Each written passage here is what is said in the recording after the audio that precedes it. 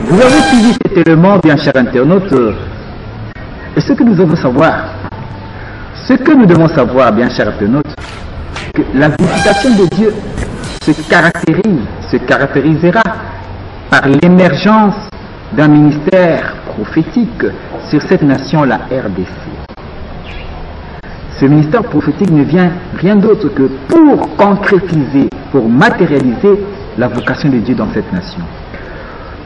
L'heure de la visitation de Dieu, cette nation est à l'heure de l'intervention de Dieu. Le peuple congolais a tant souffert.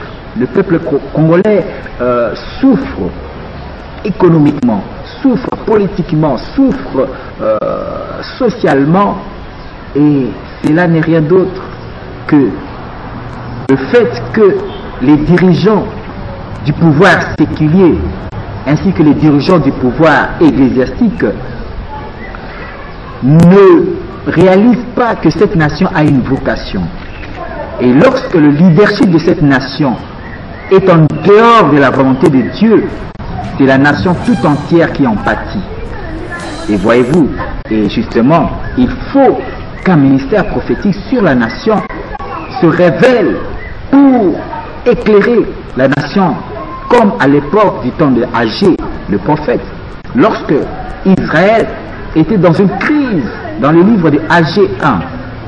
Vous allez voir que Israël était dans une crise politique, une crise économique. La Bible dit que Dieu avait envoyé la sécheresse dans la nation, dans l'agriculture. Donc économiquement, Israël était dans une crise.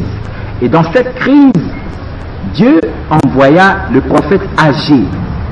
Dans le livre de Agé 1, Agé se leva pour éclairer Zorobabel, pour éclairer le pouvoir politique et le pouvoir religieux. Et Agé le prophète se révèle et oriente la nation par rapport à la volonté de Dieu.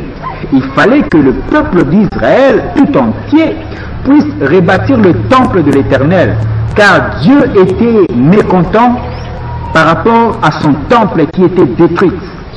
Voilà pourquoi Agé le prophète se révéla pour montrer la volonté de Dieu à Zorobabel ainsi qu'à Josué, car la volonté de Dieu n'était rien d'autre qu'il fallait rebâtir le temple de Dieu. Et c'est en rebâtissant le temple de Dieu que Dieu allait décanter cette crise en Israël. Voyez-vous, et de même dans notre nation, Dieu attend de notre nation que cette nation puisse entrer dans sa volonté. Et la volonté de Dieu, c'est quoi? C'est la manifestation d'un grand mouvement de réveil spirituel dans cette nation. Et justement, ceux qui sont habilités à engager la nation dans cette voie, c'est le leadership politique ainsi que le leadership ecclésiastique. Voyez-vous? Et justement, c'est le leadership qui est habilité, n'est-ce pas, à engager la nation dans la volonté de Dieu.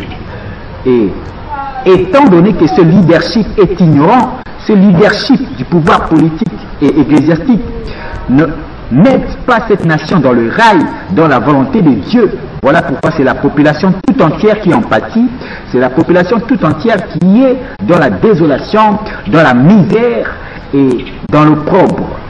Voilà pourquoi on peut changer autant de présidents que vous voulez, que vous pouvez changer, mais la nation tout entière ne connaîtra pas le bonheur tant souhaité. Pourquoi? Parce qu'il y a une cause spirituelle. Il faut un discours spirituel pour qu'il y ait la solution sur le plan physique, économique, matériel, politique. Voyez-vous, la cause est spirituelle. On est en train, n'est-ce pas, de chercher à résoudre un problème sur le plan physique, sur le plan économique, politique, charnellement, alors que la cause n'est rien d'autre que spirituelle. Il faut donc un discours spirituel évangélique. Voyez-vous. Et justement, avec la complicité de mon réalisateur Ephraim Lubanza, suivez un peu cet élément dans cet écran géant et nous revenons.